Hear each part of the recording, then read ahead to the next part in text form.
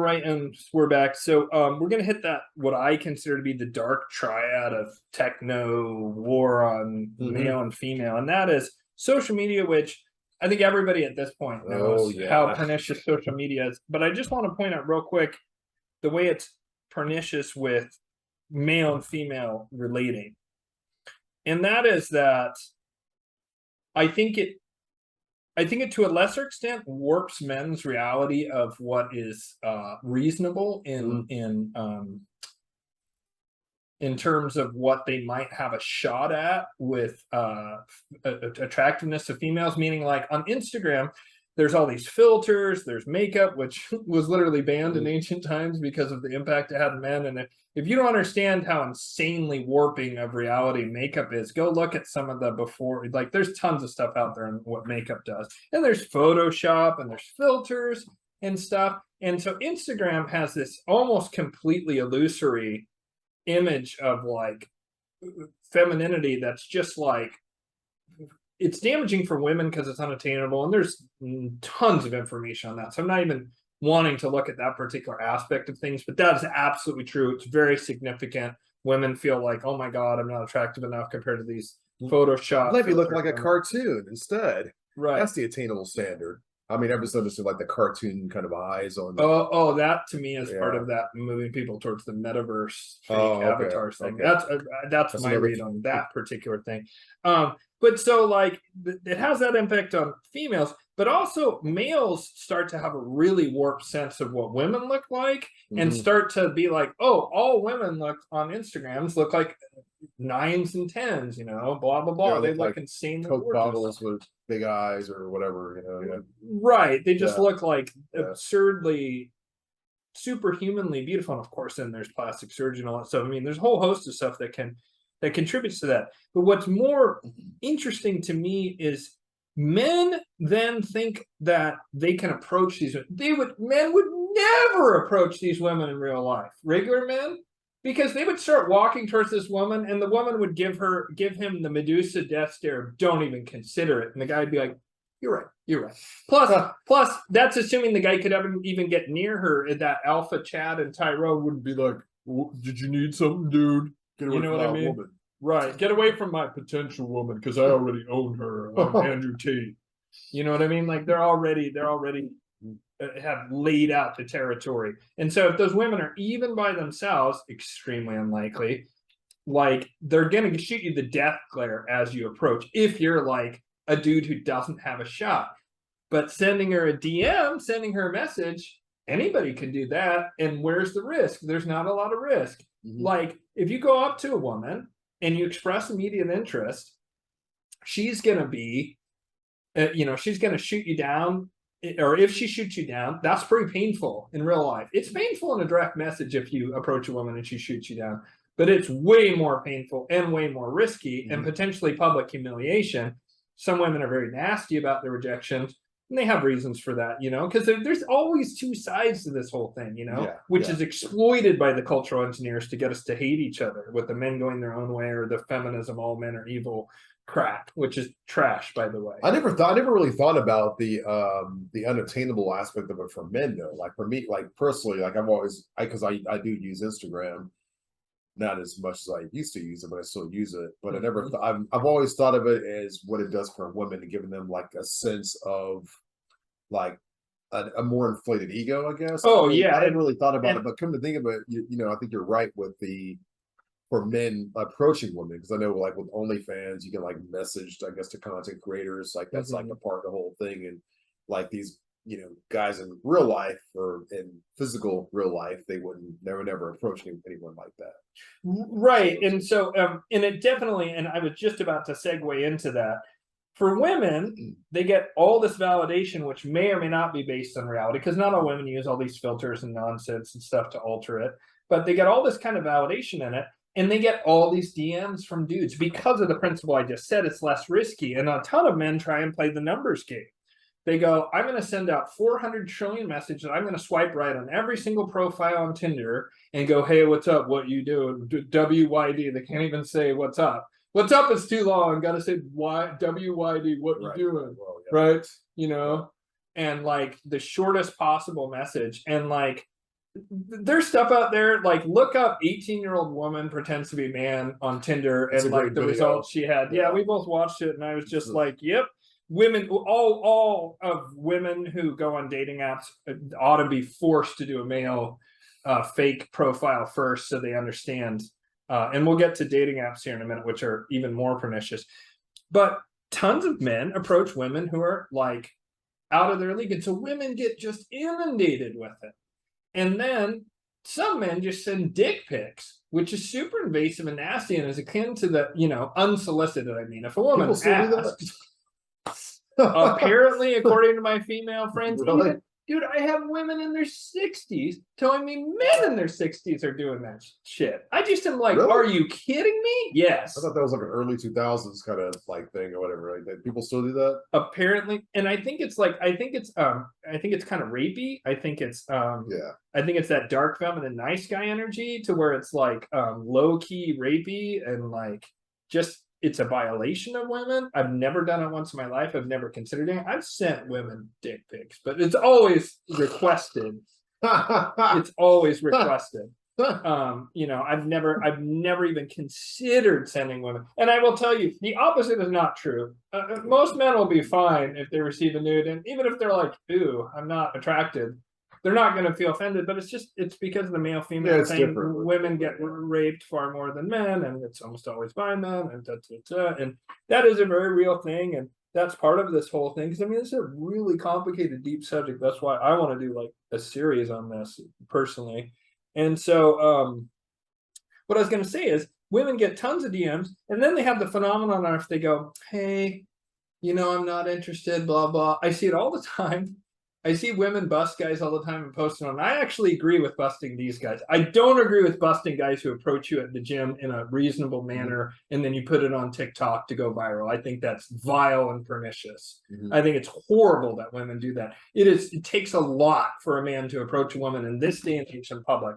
That man had to like build himself up. If he's not a douchebag, you know, guy who doesn't care, like if he actually is a reasonable man and he wants to approach a woman, he's thinking, man, is she going to mace me? Is she going to freak out? Am I going to end up on TikTok?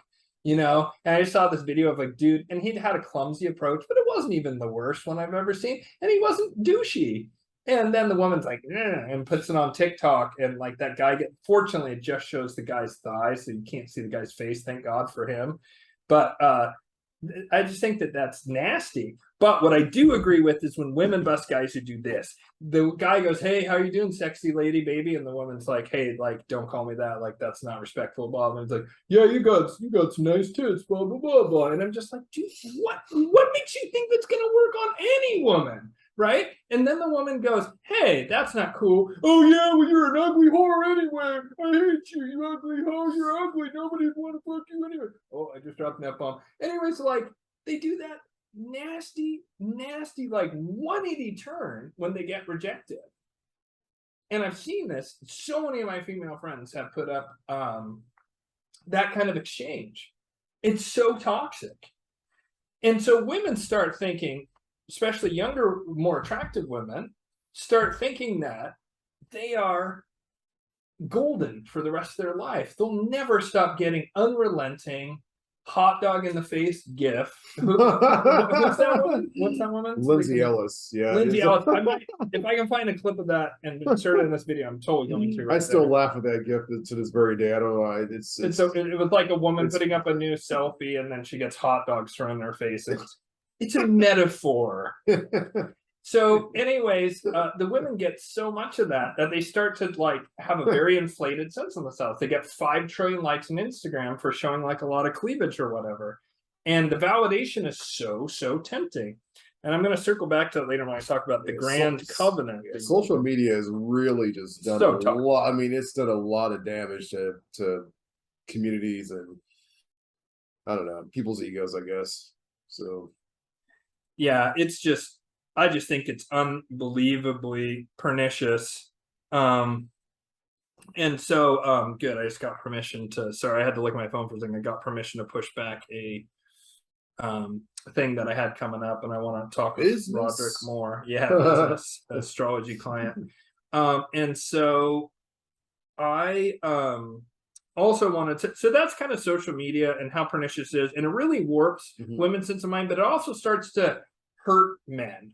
And how does it hurt men? It starts to hurt men because of they start getting rejected all the time because they're doing that approach. And most women, like, they're sick of it.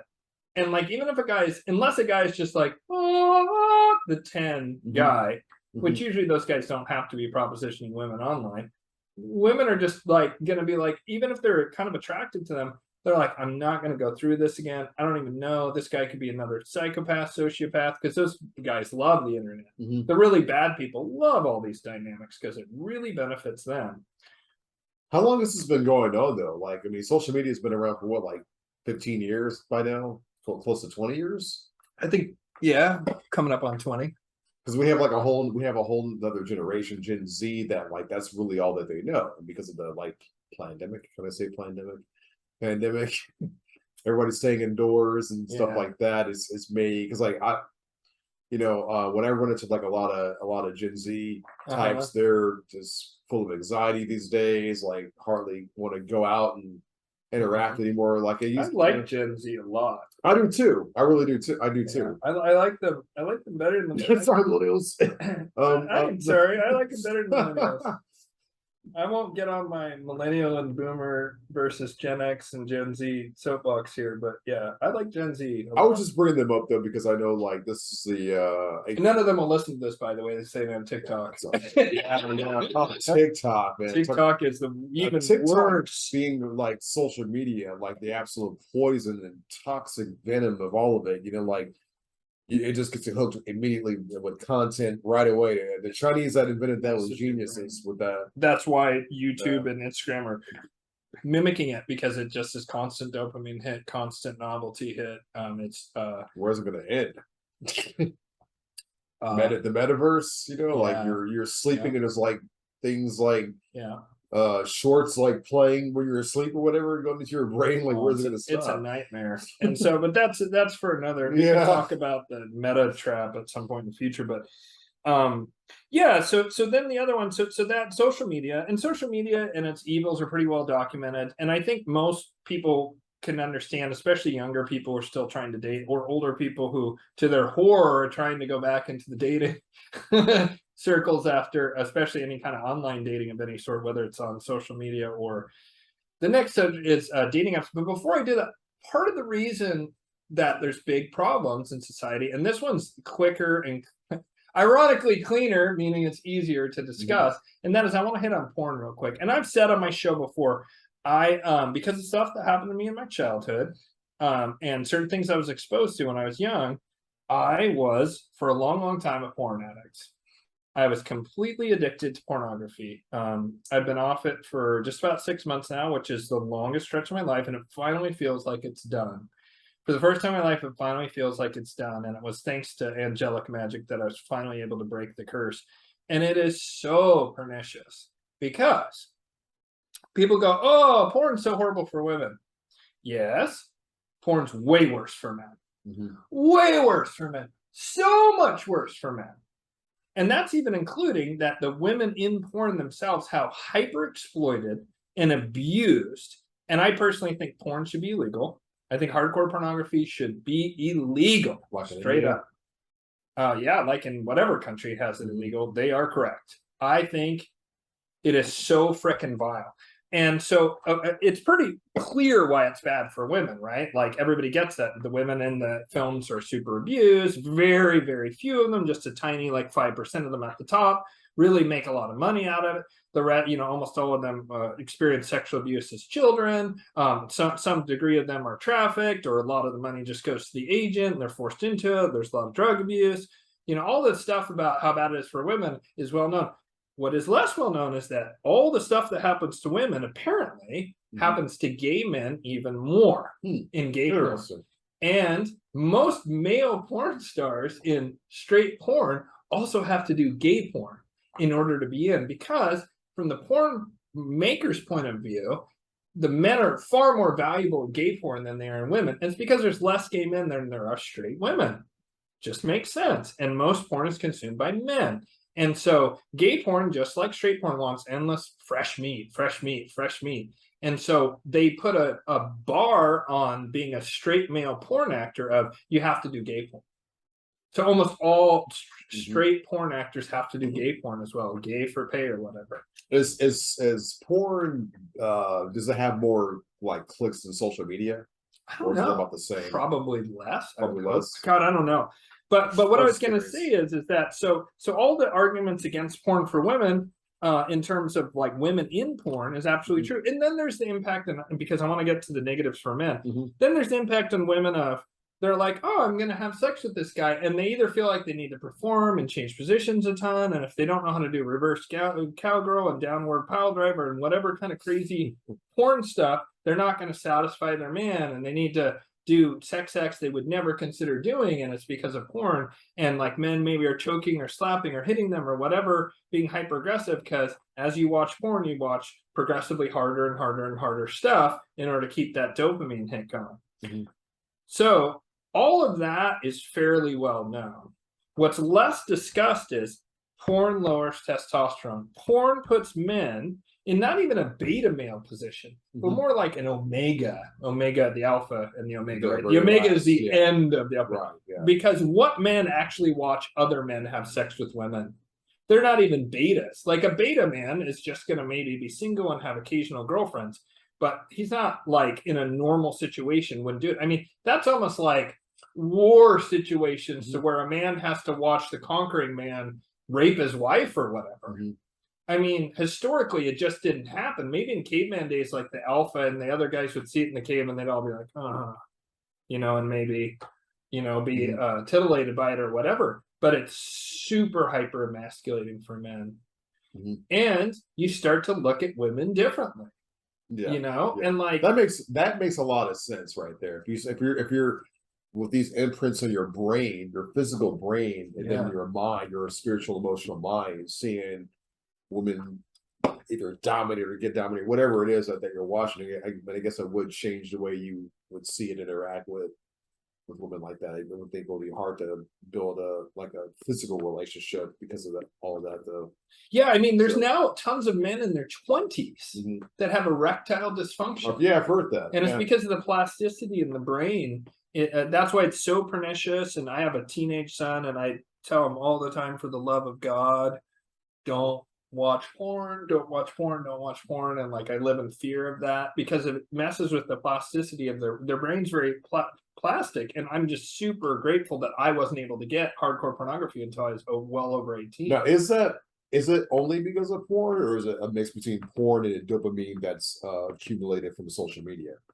Well, I mean, they both are messing up their brains, right? TikTok is horrible. Like, and I need to implement like a ban on that with my son. Like, we limit it, but because all of his friends do it, but I hate TikTok. Well, what's funny about TikTok is TikTok in China, like, it shuts off after like 10 p.m. They like shut them all down. And all video games too. Yeah, like in all the time zones there, like it's done by that time for people. That's awesome. Good. Yeah. For once, good for China. That's probably the only time I agree with their top down. I mean, that's a whole other control social engineering conversation, but yeah, that's something that they do there. They don't have like 24-hour TikTok viral videos like we do here. So men, it also reinforces this whole existence, but even worse, like this Chad Tyrone thinking, because it's all Chads and Tyrones in porn with a few exceptions. Like, all the guys are big giant alpha guys, and they dominate the women and treat them really poorly, and it's very much a mimic of what's happening in like the dating circles. And that's a segue to what I really want to talk about. So what's happening in a dating circle? Let's hear this. The dating apps, the 80-20 rule. It's that going after the Chads and the Tyrones or whatever, and probably some handful of like good men. But the thing is like, I've been recently finally, like, I've been doing like a lot of like calisthenics and body weight exercise and stuff for many months now, pretty consistently, and I'm pleased with myself. I just started lifting weights, and the reason I started lifting weights is a friend of mine. I'm gonna give him a shout out. Actually, 3 friends of mine. I'll shout out for all 3 of these guys: Eric Bumpus, Gary Hinsier, and Samuel Court. All 3 of these dudes hit the weights hard, but Eric in particular is just beast mode. He put up a pic the other day, and I noticed he had a gray beard, and I hadn't really seen it. He put up a pic, and I was like, I can't see too good. Is that a statue of freaking Adonis over there? Jesus. Like, dude is like just chiseled and ripped and beast mode. And he is an archetype. I'll get his permission to put up a picture if I can. He'd probably appreciate that or wouldn't care. But he put up this picture of himself, and I was just like, my God, that dude is utterly ripped. And so I've been thinking about all this stuff we're talking about. And I asked him, I was like, hey, do you get DMs from women? And he says, yeah, not so much on Facebook, but all the time on Instagram, which I actually don't like. And also gay men hit me on Instagram, which I really don't like because he's straight. And he's like, I don't like either one because I don't do it for other people. I do it for myself. And I'm happily married. I love my wife. I'm super loyal to my wife. You know, and he's been with his wife for 15 or 20 years. They've been together or whatever. And he just gets big for himself. Yeah, he loves it. He great. said when he was 30, he looked at himself in the mirror and he saw he was kind of fat. And he decided that he needed to start like getting in shape and lifting weights and paying attention to his diet. And now homeboy is freaking beast mode. Just absolutely. And Gary and Samuel also both like beast out. And all these guys are like in their late 30s or early 40s. And so I said, but he said, yeah, he gets lots of attention. He said, don't anybody, and listen to my viewers who maybe are more needing to balance their philosopher side with their warrior side. He said, don't let anybody tell you that women prefer dad bods because I've lived both lives and they are night and frickin' day. And you know what? That's okay. Women like masculinity. Who would have thunk it? Talking obviously straight women here, whatever. I'm not going to play all the pronoun nonsense games. Straight women like men. They like men. Yeah. So therefore, they like masculinity. So therefore, they like, you know, not all women like a super ripped guy. That's true. But all women like a fit guy. It goes beyond like muscles and body. I mean, that can certainly help because that's like the archetypal like strong man kind of deal, power. But they like healthy. And men like healthy. People like healthy people because sex and romance ultimately underpins reproduction. And it's biological in nature. And so, you know, generally speaking, women like height is apparently the biggest determinant. Sorry, but it's apparently true. And that doesn't mean that you need to be 7 foot tall. It just means that women, 90% of women go for men who are a little bit taller than them. Good news, man. Most women are short. And there's tons of women out there who are like the 5 foot range. So you're probably fine, dudes. And like also, there's ways that if you're a shorter dude that you can develop your body. You can become a high value man, start earning, be some guy who's going to bring home money, start getting confidence, start getting skills, start becoming that high value man. Because here's another thing. Women have inherent value. They can reproduce. And you see this in nature too. Females always get pregnant if they want to, and pretty much all of them do. Animals, pretty much all non-humans want to get pregnant. Females, all females get pregnant. It's automatic. What's questionable is whether a male gets to pass on his genetic material.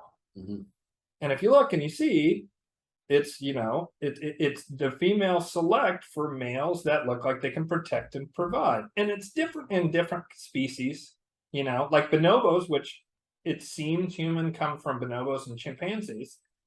It's not like other animals to where there's just the alpha, and the alpha is the only one that gets to pass on their genetics. With chimpanzees and especially bonobos, in fact, bonobos are almost always going to pass on their genetics eventually. Aren't they like polyamorous? Like they're polyamorous and crazy. Like they apparently find them, they fly over the canopy and they look for the section of the canopy that's shaking. Because they're just constantly having sex. They're definitely my spirit animal of which I'm from a bonobo stock, definitely not chimpanzees. Where chimpanzees are much more violent apparently compared to bonobos. But so males in like chimpanzees have pairing, I believe, if I remember correctly, but bonobos have pairing, and they're also poly and whatever. But the point is that females, generally speaking, as a rule, select from healthier males. And the males are selective too, but the males have to be a higher quality before they get selection of females at all. Whereas females are pretty much guaranteed to, if they want to, be able to breed during those reproductive years. Mhm. So this brings me to what I call the Grand Covenant that was broken. And the Grand Covenant, and again, I think this is predicated partially on living in the Kali Yuga, but the Grand Covenant to me is this. A man builds his value. Woman has that inherent value. A man builds his value for a period of time, which I'm just going to look at the 1950 and before, just because it follows this paradigm much more closely. And this all starts to change with postmodernism, Frankfurt School, social engineering, all the stuff we've kind of been talking about, right? So we want to look at the old model and what there was for thousands and thousands of years. A man starts building his value, generally speaking, and then when he gets to be, let's say, 23 to 25 is what it would have been in the olden days. He then marries a woman 16 to 20, right? Usually a few years younger than him. And then at that point, the man now enjoys for the next 10 to 15 years the better side of the bargain. He gets a very young, very fertile woman.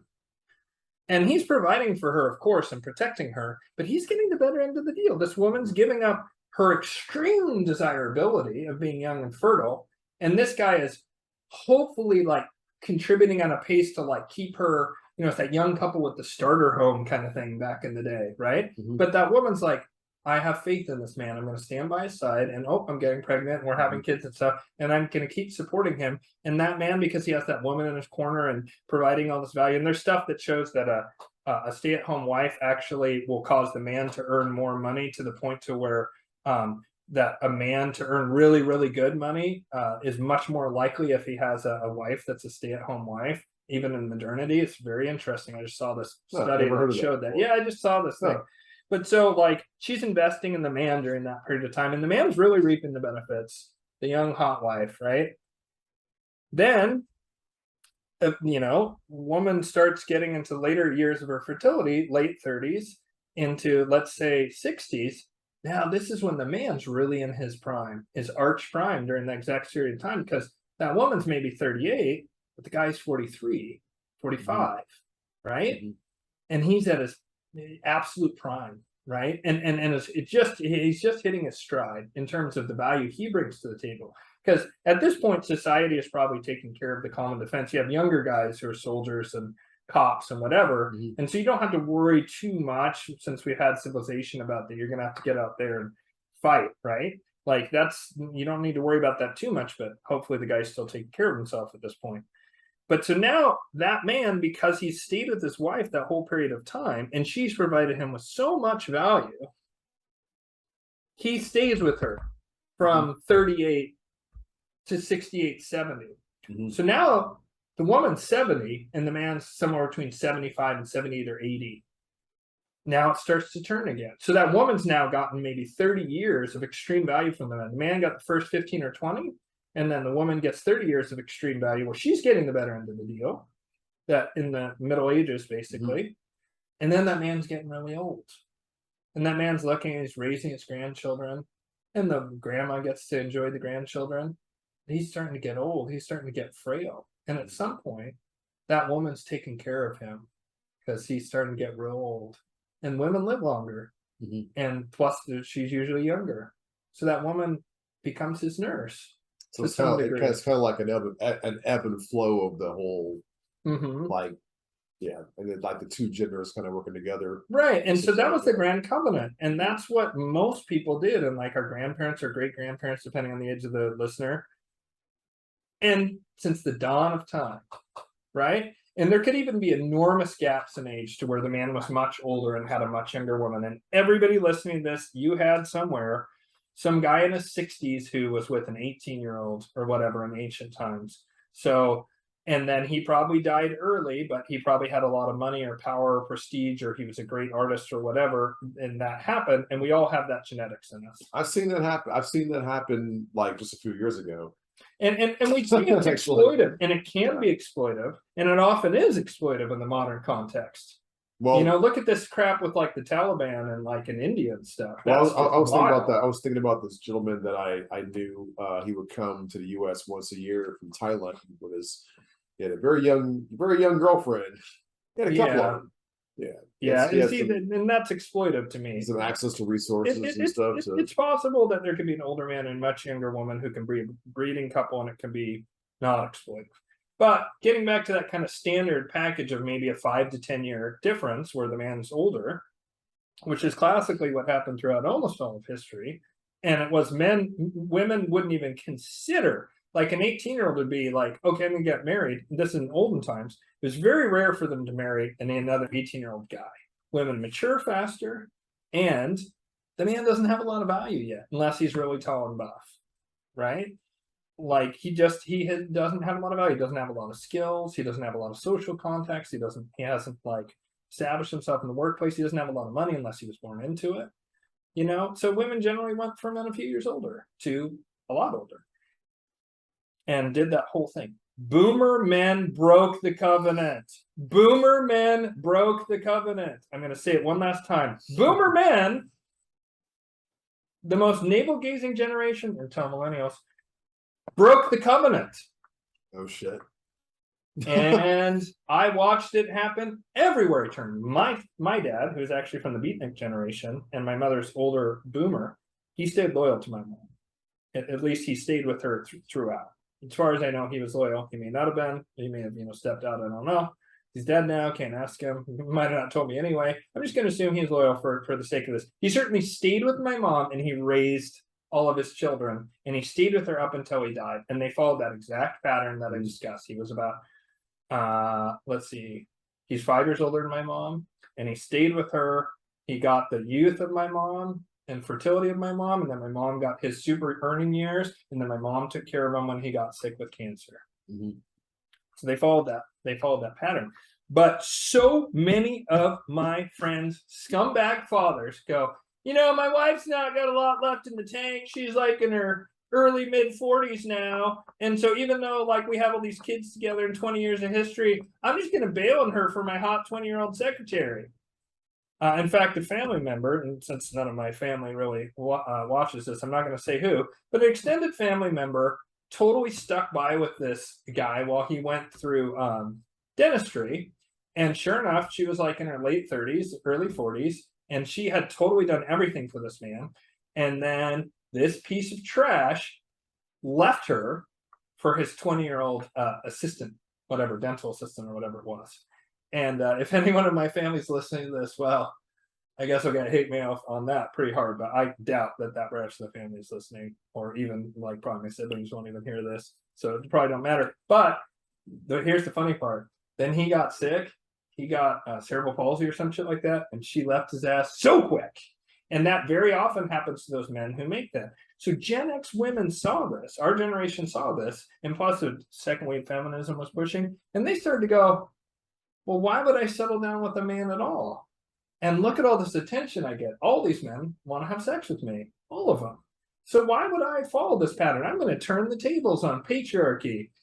I kind of feel like that's sort of the thing now, though. I was thinking about that earlier today, thinking about what we were going to talk about today and stuff. And it made me think of, how you were saying that the boomer men, some of them trading the older model for the younger model. And I'm kind of wondering, and I can't relate. I'm not a millennial hot 20-year-old girl swiping through Tinder, so I don't know what their mind is like. And I have never done internet dating, but I'm just guessing that the reason why, like with that experiment that we saw with the 18-year-old girl pretending to be the guy, is like they're just always waiting for the next thing. They're swiping, they're swapping. They're match here, match there, but it's always like the next thing. Maybe that becomes addicting. Psychology, like, oh, this guy is like 6'7". He earns pretty good money. He works for, but there may be something better out there. I'll hit swipe to the right and the next thing, and maybe this, then they find some, but they have a thing where they just lack taking a chance. I don't want to say commitment. That might be the wrong word, but I'm talking about taking a chance on that. So they might do, they're doing the same thing too, though. Right. The next better thing is always something better, no matter what comes. And that's exactly what I'm saying is that they flipped the script, and they're like, we're going to defeat patriarchy by, I'm going to go out there. Oh, and also birth control is huge in all this, because now women can have sex without the risk of pregnancy. And if they do get pregnant, a certain amount of women will choose to get an abortion. I'm not going to touch that subject, but there's fallbacks, you know, and there's morning after pill and stuff like that. And so that also was a game changer, right? And that came out a long time ago. But this thing of the boomer dudes ditching their wives for actually Gen X women, right? And so Gen X women also were like, wow, all of a sudden these super high value men are on the market. I'm going to go for that. And why not? And because, and also like, who cares? And like, this guy, it won't last, but I'll get to enjoy, get to drive around in his little red convertible, you know, which was the classic thing. There was a guy down the street, literally, this dude looked exactly like George Costanza. Exactly like George Costanza. And he had a wife and 2 kids, and they had this amazing house. And I like I house set for these people and stuff. Homeboy literally ditches his wife, and no joke, gets a red convertible. I'm not even kidding. Like literally a living, walking, breathing cliche. And he ditches his wife in her 40s that he has 2 children with and 20 years of history. And this guy would never get a woman based on the virtue of his looks, but he had a lot of money at this point. Ditches her for like the hot 20 something. I'm sure that didn't work out for him, you know, because she sooner or later got tired of his money and was like, guess what? Hypergamy. I'm going to go for it. There's a Chad, and this Chad has a decent amount of money. Not quite as much money as this guy, but man, is he better looking. See ya, short, schlubby George Costanza. Go complain to Jerry Seinfeld about it. Right? And so, anyways, boomers did this. And so then Gen X women are like, well, I'm just going to, you know, to quote that President's United States of America song, they spent their 20s between the sheets, They're like, I'm going to go out there and I'm going to get a lot of dick. Because why wouldn't I? Why would I settle down? Plus, the job market's opened up and women are now starting to earn out to when you remove CEOs and you remove like jobs where you're going to die, like crab boating in Alaska, and you remove all these jobs that women won't do and or are aced out of with like the CEOs or whatever, like there's still very much patriarchy or whatever at the CEO level. But when you start to remove all that, the equity in earning between men and women is actually pretty close. It's actually pretty close. People would argue it's that. It's close enough. I know people argue. I don't care. they can argue it in the comments if they want. So they still can earn a lot more than their mothers could. Right. And so now they have money. And so since they have money, that also like changes. That was also a game changer in all of this. That I think unfortunately has kind of some negative effects because they've shown that almost all women want men who earn more money than them. Even if they earn a lot of money, they almost all want that. And again, it's just biology. It's just biology. All of this stuff is like has a biological underpinning, but the technology and the social engineering has brought out our worst impulses. That's kind of my whole point here. But so Gen X women like hit it pretty hard, and then millennial women came along and said, "Oh yeah, you think you got a lot? Hold my White Claw." And so they just went absolutely gangbusters, totally nonsense, insane. But weirdly, I just found this out. Each generation is having less sex than the prior generation. Because there's also a depopulation agenda. We're going to be like Japan pretty soon, where nobody has sex. There's and it's because we're not. It's because there's also that whole Cupid's poison arrow thing where like you don't pair bond well from dopamine. Dopamine drives you apart and does that Coolidge effect of where you're looking for novelty. The Coolidge effect is where Calvin Coolidge and his wife go to a chicken farm and they're there and a rooster starts pretty noisily mating with a hen. And Calvin Coolidge's wife frickin' elbows him and goes, see, and says to the farmer, so does that rooster sleep with the hens? And the farmer's like, all the time, every day, what? Obviously. And she goes, see? And so then Calvin Coolidge goes, but does he sleep with the same hen over and over and over again? And the farmer goes, no, I have a lot of hens and just like one rooster because roosters fight and I don't need more than one.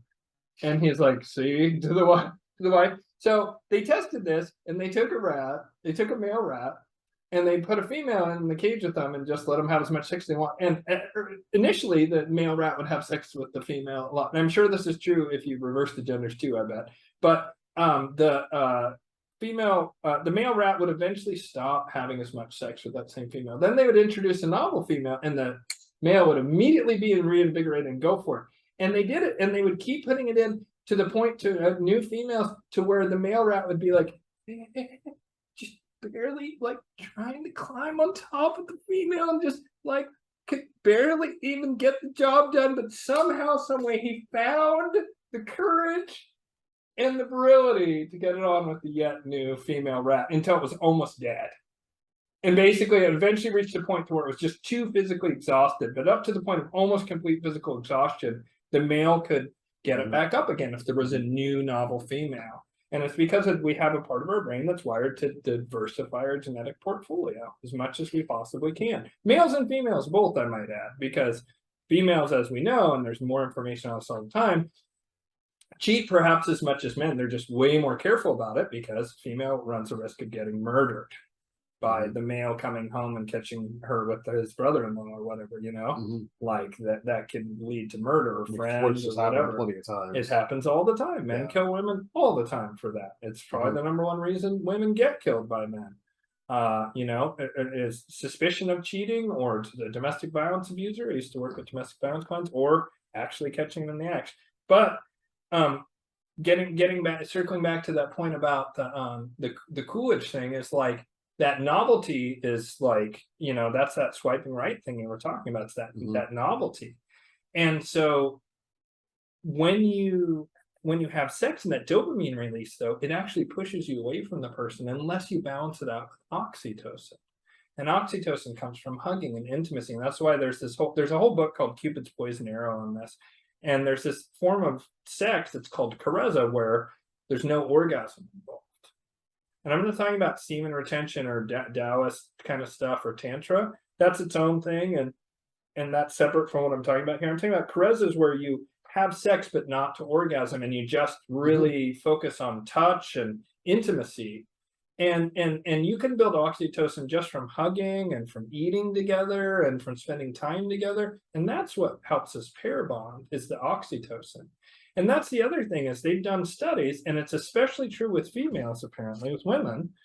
But once you've had more than a few partners, it becomes much more difficult, apparently, to pair bond, especially for women. It's significantly higher. That when women have more partners, it makes it much harder for them to form a lasting bond with a male. But it also impacts men more than we think. And so all of this stuff together just creates this insanely toxic brew that like makes it so there's the novelty, there's the dopamine hit of swiping right, there's women think that, oh, I had a young female roommate a few years back, and I was doing Tinder. We were both doing Tinder, and I was like, we actually met on Tinder, hilariously enough. And we went on one date, and she was like, nah. And then like we became friends on Facebook, and I mentioned that I needed a roommate. She was like, I need a roommate. And so she moved in. And so it's funny, we met on Tinder, actually. I've forgotten about that until just now. But she and I were both doing Tinder, and I'd never watched a woman do Tinder before. And she's reasonably attractive, but she's also not like stunning. She's not an Instagram model or whatever. And like, honestly, I would say I am more attractive as a man than she was as a female. I was in pretty good shape at that time. I was like working out a lot, and I was in pretty good shape, and I aged well, etc. And I'd be swiping, you know, swiping right, and I'm much choosier than most men, apparently. But I was, you know, getting 3 to 5% matches, something like that, which is pretty standard for men, I guess, maybe 10% matches. And I would watch her, and she'd go swipe right, match, swipe right, match, swipe right, match, swipe right, match. And only when like the Giga Chad came along would she swipe right, and it wouldn't be a match. And she would always be shocked when she didn't match. And it was because she had so many matches lined up in her queue that she could say, no, no, no, no, yes, match. No, no, no, yes, and match. that's probably pretty standard. I would think that most, like 99% of them, I'm just guessing. Again, a person who's never used it, but I'm just guessing that that's the thing. I saw stats on it where they tracked it, and less than 1% of men get actual dates off Tinder. And the dates may not go anywhere because there might not be less than 1%. Are you serious? End up actually going on a date. Yes. Really? Yeah. So what's the point of men even doing it? I mean, like, There's no point. I mean, you would think. I mean, I would think that, there's no point. If you want to destroy your self-esteem and convince yourself that you're not attractive, less than 1%. Go on. And how? And what's the percentage? Whereas, like 100% or something? well, I mean, women are the ones who are deciding. Yeah. But well, it kind of depends, because a big part of the bottleneck on that is that women match and they talk and then they decide not to go on a date. Well, that's kind of like, I mean, so women get a lot of what women get out of it is validation. I thought you were going to say like 20% of men, but like less. No, and that's the thing, is like it's less than 1%, I guess. I don't know. I might be remembering the stats wrong. I'll put up a thing on my. It's probably pretty crappy though. But it was very, very low, and so it was like, yeah, it was like really, really low. And I mean, I met my second wife on OkCupid. That didn't work out for a variety of reasons, but you know, I've met women off of Tinder and OkCupid both, and gone on dates and had relationships and sex and whatever.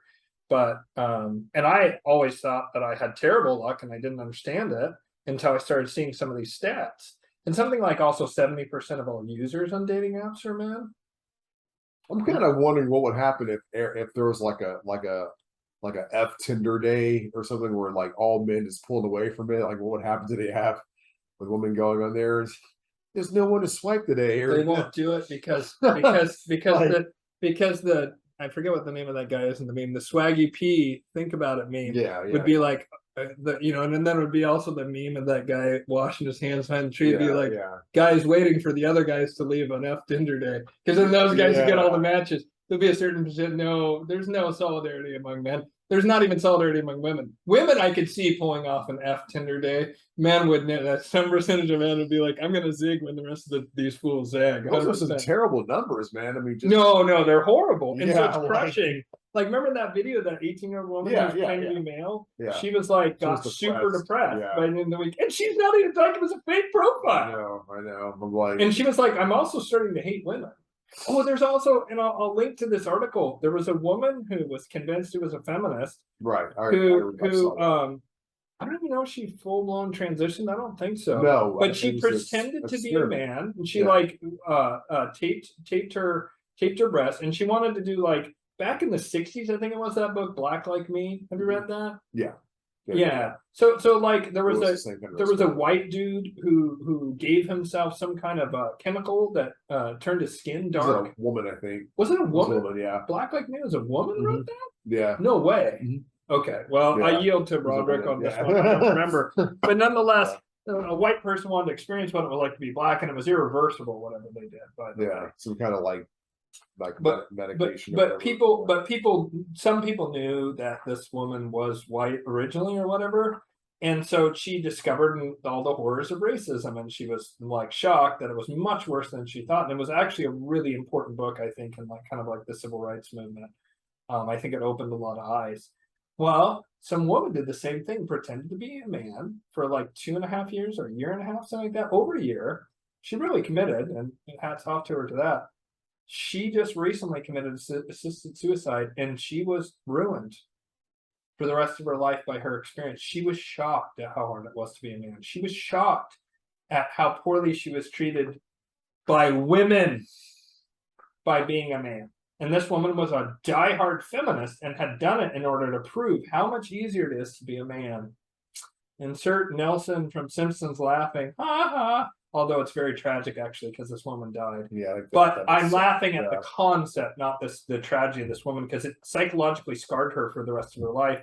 And she came out of it almost hating women, apparently. And she was like, that's why she stopped, and she realized she was becoming a misogynist, that she was growing to hate women because of her experiences being a man. Now, of course, she wasn't like a 6'4" woman who was built like a quarterback, right? So she was like, would have been a smaller and feminine looking to some degree male. So she would have been a lower value male in the eyes of women based on her features, because she wasn't actually a male, let alone a high value male. But she was utterly shocked by how horrifying it was to be a man. She was completely astonished by it. And I think that there's advantages to being both sexes or genders, and I think there's disadvantages to both. But I think that because of feminism, it's pretty well known a lot of the advantages that men have, and most of those advantages, as men we know, are concentrated in a tiny minority of men. That tiny minority of men are the ones who harness almost all those advantages. And by the way, this dating and social media and porn thing is horrible for all men and women except for Chads and Tyrones and OnlyFans women who are willing to exploit men. It's basically the people who are best at exploiting the opposite sex are the only ones who win, and they only win in the short term. I was just going to say that, like, it can only go on for so long, though. Yeah.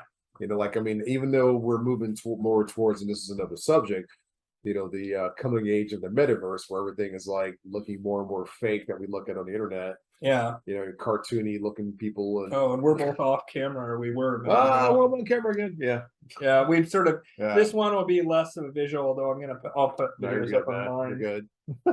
But yeah. Sorry, you were saying about metaverse? No, I was just saying, like, as we're going more towards the age of the metaverse.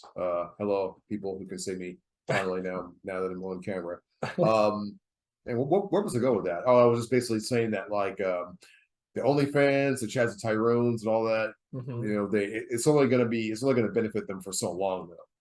Oh yeah, people don't think about the future; they think about the right now, in that sense. And so, even if, let's say, metaverse somehow didn't happen, like, those people are going to be so used to exploiting others, they're not going to understand how to have an authentic relationship. They're developing super antisocial, nasty habits. By the way, much more so with the Tyrones and Chads than the OnlyFans women. I think that's much easier to come back from than being a hyper exploitive male. But it really depends on how exploitive the woman's getting. If the woman's just putting up nude pictures of herself, or, you know, whatever, sex with her boyfriend or whatever, that's probably more recoverable. But if she's spending a lot of time, like, really guilt tripping the simps into giving her more money, and really, like, manipulating men to get them extract the maximum value, I think that's much harder to recover from. And the thing is that if she spends all her time being a stripper or OnlyFans or Pornhub or whatever woman, and then she gets to her 40s, well, she's got two strikes against her, because one, now she's getting older and less fertile, and so she's lost that, and she probably still has that sense of entitlement from when she was younger. And two, she now has all that material out there. And a lot of men are going to be like, whoa. And I mean, there's a big difference between an OnlyFans model who put up nudes versus someone who was in hardcore pornography. But if they have, like, you know, whatever out there, that's going to be off-putting to a lot of men. It's going to be off-putting. Of course, most men know that you've had sex with another man, but it's different when it's uploaded somewhere. You know what I mean? Yeah. And I wouldn't necessarily, like, exclude someone on the basis of that, if they otherwise were, like, an attractive and awesome person. But a lot of men will. I know, because I've had this conversation with a lot of men. Would it be a deal breaker if you met a woman that was an OnlyFans model that used to be one? No, absolutely not. That's worked in the hardcore porn industry down in LA or Florida, probably.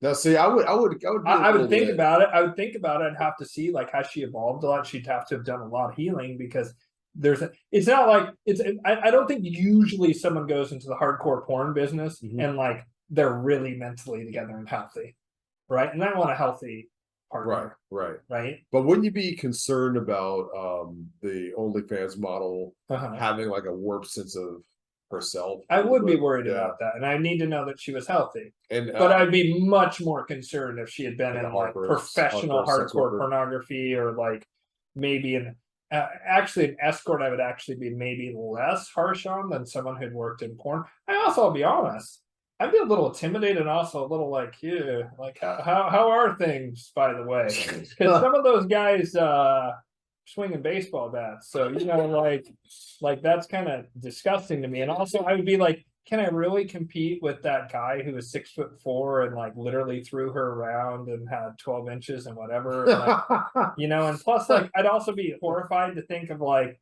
imagining my friends being like, oh my god, I totally saw her, like, in that, you know, video with 12 guys or whatever, you know what I mean? Yeah. Like, for me, like, that's pretty off-putting, and I I'm not going to say I would 100% rule it out, but probably. I mean, I don't know. She would have to be a really exceptional woman and blah, blah. OnlyFans totally different. You know, maybe if someone put up something with their boyfriend or whatever, it's a little different. Or it's a lot. It's a lot different. Okay. It's a lot different, I was just curious. actually, just for me. And I'm not saying like this is an absolute, and nothing I've said in this whole thing, and I'm going to put a preamble up in front of this. Don't even watch this video if you're easily triggered. And if any of you are OnlyFans models listening, I don't mean to come off sounding judgmental. I'm just and I also asking questions. I want to touch on that. But the economy's been hard recently. It's gotten real bad, and a lot of women who I really respect and love, and I have not lowered my respect to them for this, have ended up becoming OnlyFans, usually just nudes.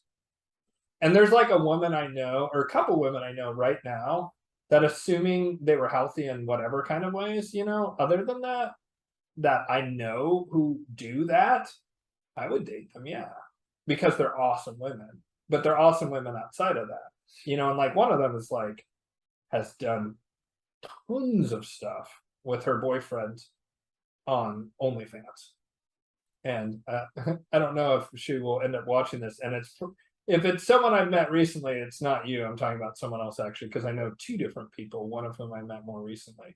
But I would be, you know, like, so I'm not condemning. I'm talking about more like as an overarching theme. I think it's really damaging. And I think this message of women to commodify their own sexuality is, I think, incredibly pernicious. And I think it's something that has to be recovered from in order for me to consider whatever. And that's the other thing. You know, we talked about Ash Logos video in it, and he says in there very specifically, don't turn away. If you're a woman, don't turn away from these men that have been turned into the soy boy, whatever. That doesn't mean you necessarily need to date them, but you shouldn't instantly rule them out if you see that they have potential and that you could maybe support them. You have to be careful, right? Because you can't be in this rescuer mode of trying to pull people up who are like too damaged or whatever. But we also have to recognize this is like, it's like looking out after a battle on the battlefield and all these walking wounded and people laying going, ugh. Like, it's horrible out there. And most people have been damaged to some degree or another, both by society at large, but especially this attack on the core of humanity of being a man or a woman. And we're going to have to, very few people are perfect, almost none. And you have to find out, what are your deal breakers? What are you willing to work with? How much are you willing to support this guy who needs to rediscover his masculinity? How long are you willing to support and date him? How long, I mean, are you willing, where's your cutoff line? For me, it's like, were you for a long time in the hardcore porn industry? That's probably, I mean, it's not 100%, but I'm saying, like, if I had to, you know, do that old Johnny Carson Tonight Show guy where I hold an envelope to my head, I'm going to be, what is no fucking way? You know, pull it out. Oh, it's someone who's been in hardcore porn for a long period of time. You know, I even know someone who was in the actual industry for a period of time, and they got in and out pretty quickly.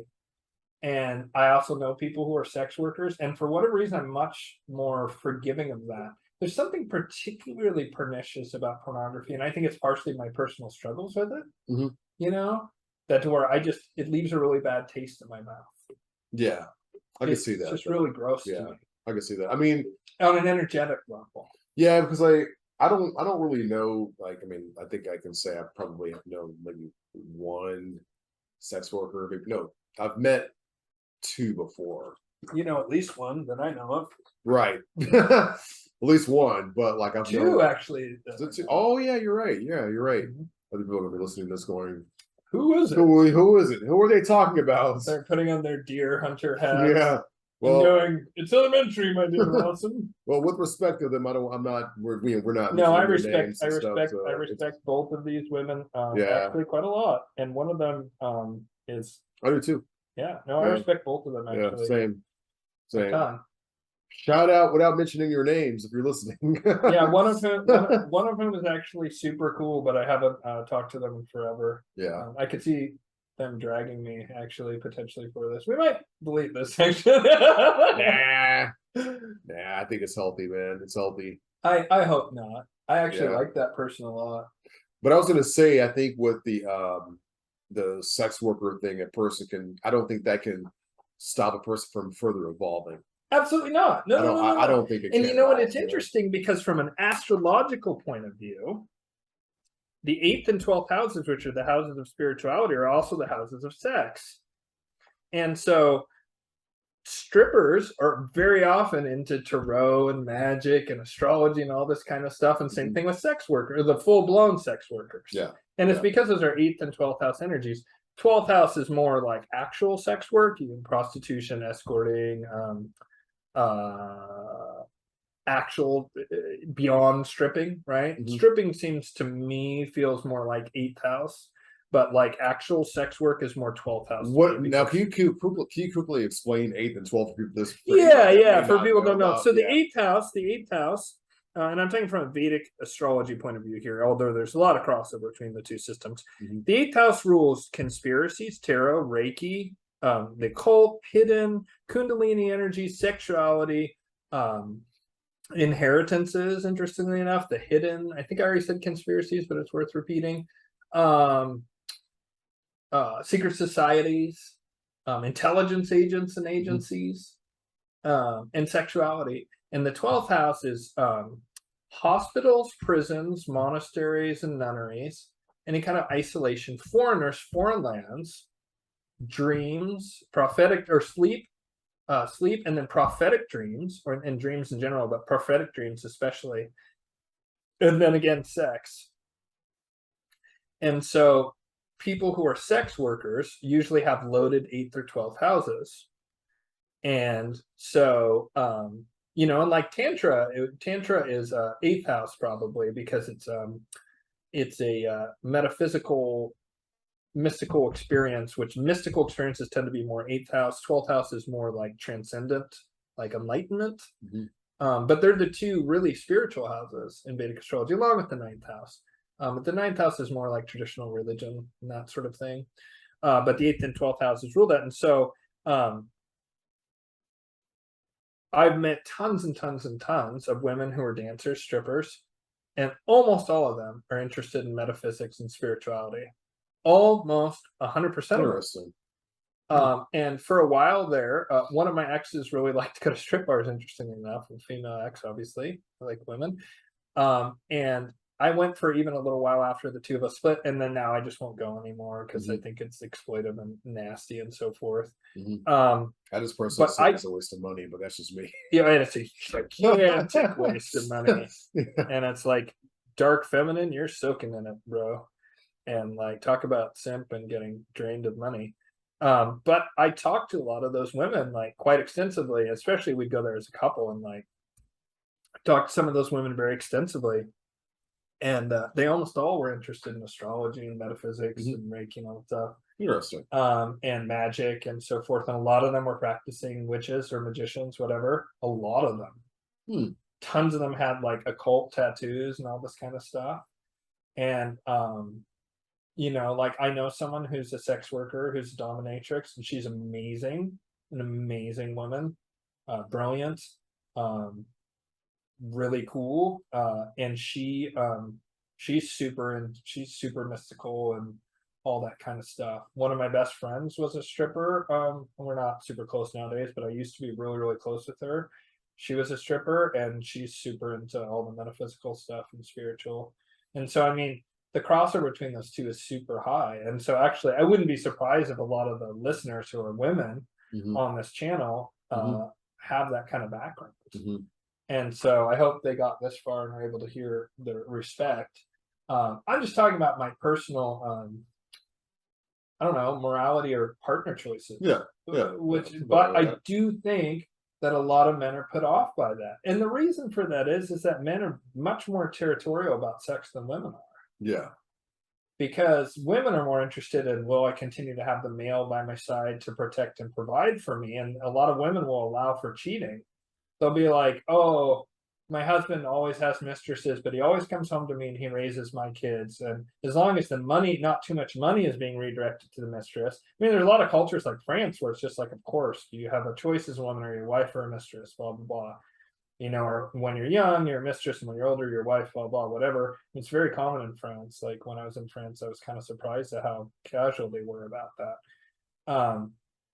Women will tolerate it. Men will kill often. If a man comes and finds out and is like, especially if he catches them in the act, he'll kill. And in fact, there's a lot of states that have laws in the books that say, oh, you caught your wife banging the mailman when you killed the mailman and the wife?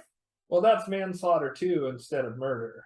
Yeah. Because it was an aggravated situation, like blah, blah, blah. Like, and there are archaic laws that are getting removed. But when those were initially put into place, it was because it was recognized that that's like a natural instinct of the male. That because the male runs the risk of raising someone else's kid, you know, like they with the 23andMe, there's huge groups on Facebook that are like, turns the 23andMe turns out dad is not my dad. Where this huge amount of people discovered that they thought their mom was super loyal to dad. It never occurred to them, and that's not their dad.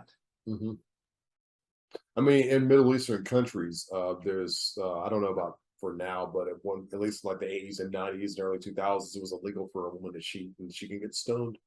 Oh yeah, same thing. They still have that in Saudi. Yeah, just in Saudi for sure gets stoned to death. And when we say stoned to death, we don't mean smoking mega weed until you die. We're talking about people throwing rocks until you're dead, including family members. Yeah, it's pretty sad. And well, I mean, and also if in certain cultures, if the men cheat, then the family will hold the man down and stab him to death. Ooh, yeah, and I forget if it's Oman or one of the countries like that. They have that tradition that if the man cheated on if the man went into a marriage, right, and like he was not married and he had sex with a married woman, right? Not he cheated on his wife, but he broke another man's covenant with his wife. That's when he gets stabbed to death. So it's still kind of patriarchal or whatever, but yeah, there's some equity there, whatever. Harshness. Yeah, that's hardcore stuff. It is. But you know, like it's complicated, and we have to be forgiving and compassionate of each other. And I mean, this has been a super casual conversation. You get to see me and Rodrick bro down. You get to see me in a much more relaxed even than normal, even less professional than normal. I know it's hard to imagine that I could get any less professional than I already am, but mine now you can see. Yeah, and it fits just fine. Yeah, for me. Yeah.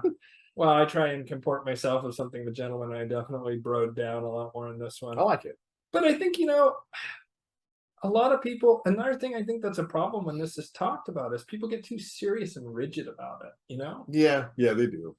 And when you're serious and rigid, first of all, you're not going to be open to having nuance and thinking about things thoroughly, you know? And you're also gonna be more reactionary, I feel like, and brittle, and then you snap, right? Well, we just have to wait till the comments and see what we I could see the comments getting real nasty on this. I could definitely see me losing subscribers on this, but whatever. I don't think you will. I can see myself committing too. I might get some male, Rodrick, and perhaps get some female. Yeah, we'll see about that. But anyways, yeah. So, do you mind if I say about your current situation? Yeah, you can. Go ahead. So Rodrick has a super amazing girlfriend who's very feminine and wonderful, and is actually our other roommate. She lives with us, and she's amazing, and I adore her. And shout out to her. I don't know if I should. Can I say her name? No, I won't. Not really. I won't. She's not big into social media. Oh yeah, she doesn't like that. She's shy. She's amazing though. She's great, and she has like this uplifting feminine presence around the house. But my point of the story is that we're coming at from two different kind of points of view, because Rodrick has a really great partnership right now, and I'm single and out in the mud in the trenches, and have come back and been like, Sarge, it's worse than we thought out there. So I think I hit most of all the points I wanted to say. I hope that there was at least people understand that there's a spiritual component to all this, but I wanted to talk about the brass tacks, like material, which to me is all a result of a much deeper thing of an attack on the sacred, divine feminine, divine masculine, and then how that then gets people siloed into that. Oh, one last thing I want to hit on is I discovered that I'm pretty sure Facebook suggests they know whether you like men or women, and then they suggest people to you who live far away. I have only in the past 2 years, or year anyway, I've only had one person from Oregon, which is where we live, suggested to me as a friend. One person.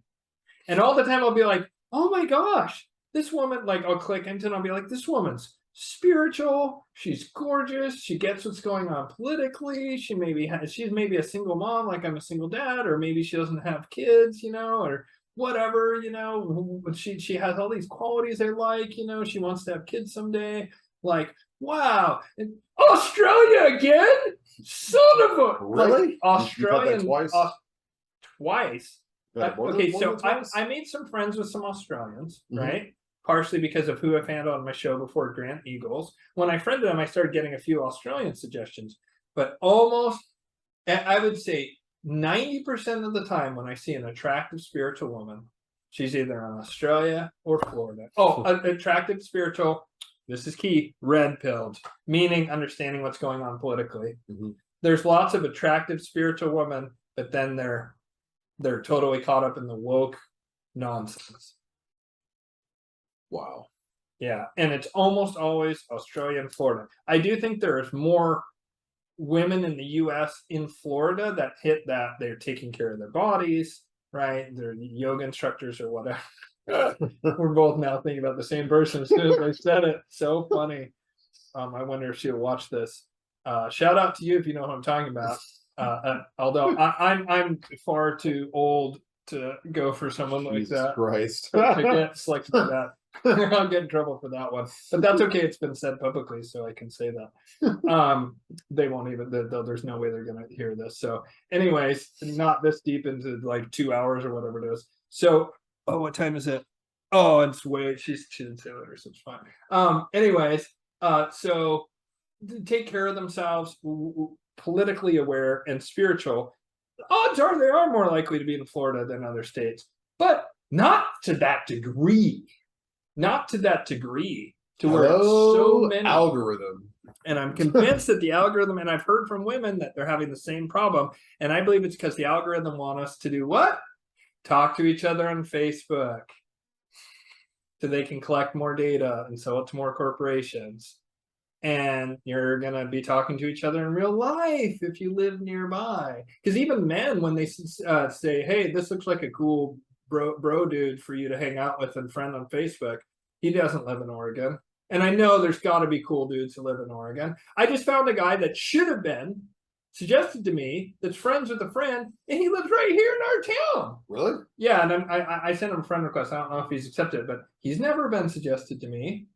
Interesting. Because I'd be hanging out with them in real life, and they wouldn't be data mining us. Well, and then there's the Depop agenda. They don't want breeding pairs.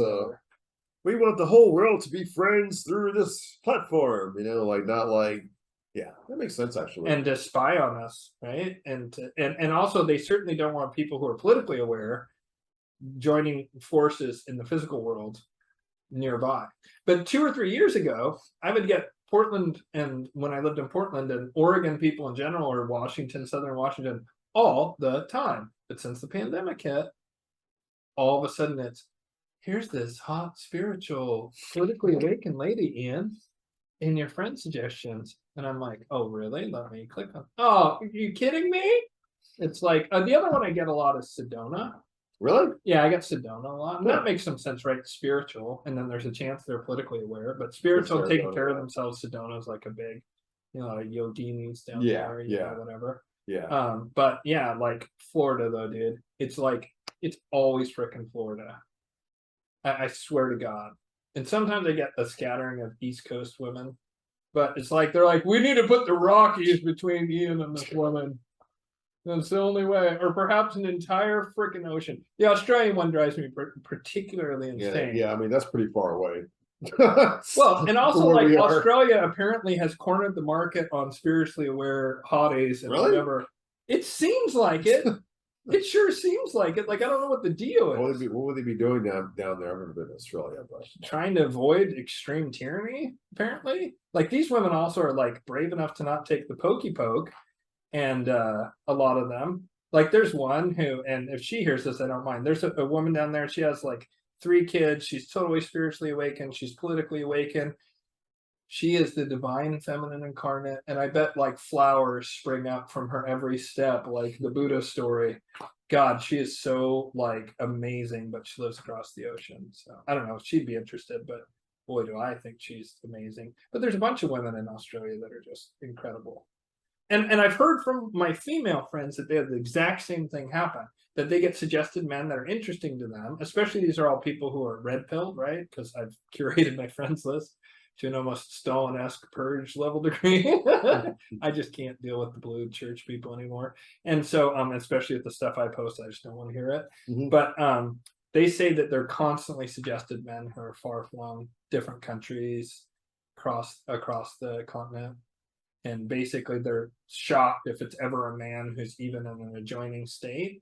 And most of the connections that people have made where it's someone remotely nearby, it's because one or the other of them saw them commenting, and they usually have friends in common, but it's never suggested.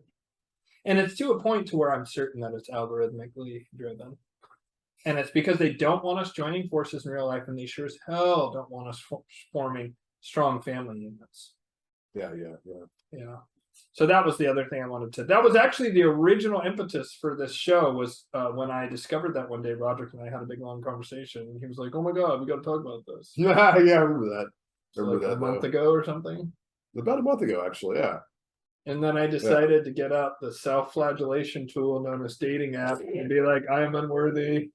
Women, I'll never get laid ever again. No woman would dare to date me or have a deep, meaningful relationship." You gotta stay out those apps, man. Yeah, Every people out there, dudes, don't bother. Do the apps, man. Just don't bother. I've never done it, and I'm happy. But yeah, then again, and almost all of my girlfriends I've met in real life too. Although actually, literally every single, except for one, but I've been engaged 4 times. 3 of the 4 I met online originally. My son's mother and found me on Craigslist for a roommate. Me and my buddy needed a 3rd roommate. We had this big house, it was 3-bedroom. Or well, no, it's 2-bedroom, but he took like one of the downstairs living room as his room or something. And so she answered a Craigslist ad. And then my second wife, I met on OkCupid. And then the other one I met on Facebook, who was more serious. So only one did I meet in real life. Okay. Interestingly enough. But I've met tons of women that I've dated and had serious relationships organically as opposed to inorganically in factory farmed connections. Factory farmed humans. As long as you didn't meet a woman on the was it Craigslist misconnections. Oh my god. Do they still have those? No. I don't know, maybe. That's funny. Yeah. Anybody remember misconnections, if you can recall those, like on Craigslist? It was and they used to have them in the papers back in the day. Yeah, they're I saw you at Starbucks, blah blah blah blah. I'm the guy driving the red Range Rover that winked at you and we had at the gas station. It's like, what are the odds that that woman did that? Like, if that ever worked, like, hey, if that ever worked in misconnections, I want to hear that story in the comments. For real, I want to hear that story in the comments. Yeah, send an email, like whatever. Like, did that ever work? I want to know one person that was. We've been married for 30 years ever since I took out that ad in the personals, and like we have 17 grandchildren, and we're slowly taking over the planet. It's going to be more rare than like according to what you're saying earlier, like a guy getting a date through Tinder. It's fate, and see, that's the other thing is I will tell you, folks. Actually, like everything, I do think technology disrupts it to some degree, but it's all destiny. It really is. If it's a significant relationship, it's destiny. And so just relax and. You know, obviously I haven't been doing this. So I'm going to take my own advice here. Let it come to you. I think it's that, and it's also a mix of that where you're saying serendipity and just studying yourself, like focusing on what version, like what kind of partner do you want to be? What kind of person do you want to be in a relationship? Totally. Instead of just like putting the lens so much outward a lot, going like, well, they have that. It's like. Yeah. So like, you know what I'm saying? Oh, I know exactly what you're saying.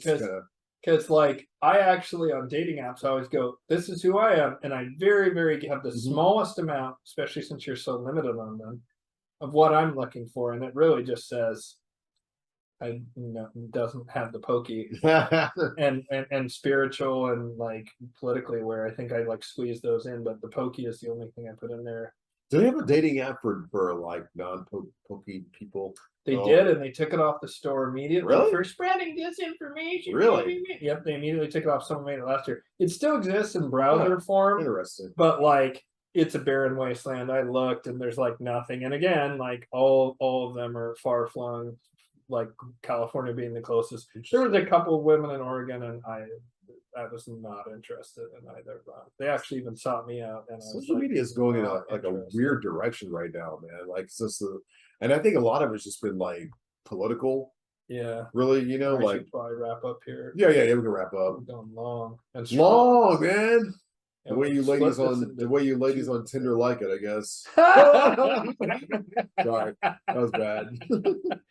Yeah, not like me. Can you comport yourself like a gentleman like me, Rodrick? We had to like end with some kind of joke like that. So yeah. But man, this has been awesome. This is great. Like broing down with you on both of our platforms, and I want to just personally apologize to my audience. I have been taking quite a bit of time to myself for a while, really working on myself. I've messaged many of you through social media. You got a new girlfriend. That's another reason why I haven't been on there. But and they're so cute, you guys. Thank you. Thank you so much. Yeah, I love both of them. She's gonna be watching this. I love both of them. Yeah, they're great.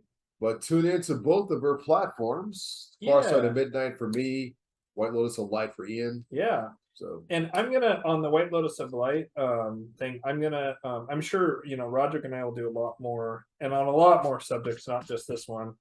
We've been both on one of our channels. That's actually how we ended up becoming roommates. And we both were briefly single during the exact same period of time. Yeah. And we needed like a roommate just to be economically viable. And now we have this incredible, our house is dope, y'all. The house in the Magi. The house in the Magi. Yeah, it's so dope, y'all. It's so cool. I love it here. Yeah, I love it. It's amazing. And so, yeah, I mean, Rodrick and I guess, met inorganically, but it felt definitely fated and destined. I have to run our charts at some point, bro. Like, I still haven't done that. But anyways, I was gonna say I think I'm gonna have this be a continuing series, and I want to go deeper on the like spiritual element, and I want to have a woman or women on to talk about the female side. I talked about the female side from the male perspective. Yeah, same. Because I don't know what it's like being we're not women, and so we don't know, and that's just part of it. Is that women can't truly know what it's like to be a man, and men can't truly know what it's like to be a woman, and that's an easy to exploit gap for the social engineers.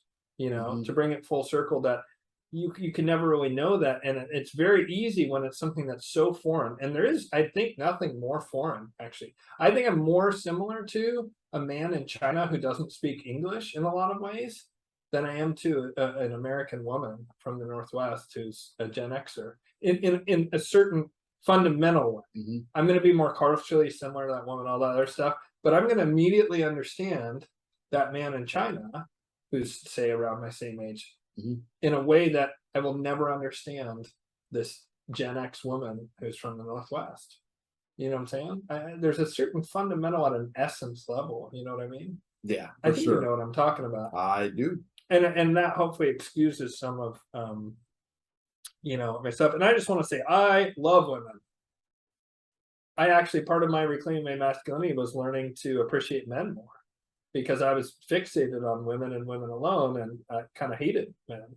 Yeah, I had a similar thing. I didn't really hate men, but I was just, for me, it was more of me.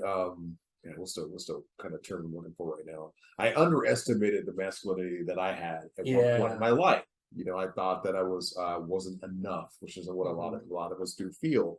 But my not enoughness was in my masculinity, even though it was like flipping dudes on mats and shit, man, and whatnot. It was in the area of relationships for me, though. Then learning, like, kind of stumbling a lot in that and going, oh, you know what? We're gonna focus on building this vehicle, this vessel. Yeah. And I started to kind of, with some spiritual practice, of course, I started to kind of was able to divide the frequencies of divine feminine and masculine stuff, and kind of go, okay, well, I'm this in the feminine area and this in the masculine area, but I'm ultimately, this is what I reflect. I'm a man. This is what I do, you know, and getting more comfortable with that and just doing that and enter beast mode. Yeah. Still working on that. Exit the beta, enter the beast. Yeah, yeah, something more like that. Bruce for sure. Lee. Yeah. Well, we should wrap it up here, dude. And I got to go back to my. Thanks for listening, everybody. Yeah, thanks for watching the show, and yeah, though I'll have Rodrick on again. We'll talk about other things, probably magic. I'd like to jam on magic more. Yeah, there's a lot of good stuff about that but too. thank you so much for watching. For my viewers, thank you so much for listening to me ramble on and on. For Rodrick's listeners who are like, who the hell is this guy who like man, takeover episode? It's all good. Ian takes over Rodrick's channel. It doesn't shut up ever. Nah, it's cool, man. So, all right, yeah. I think we'll end it there. All right. Peace, y'all. Peace, everybody.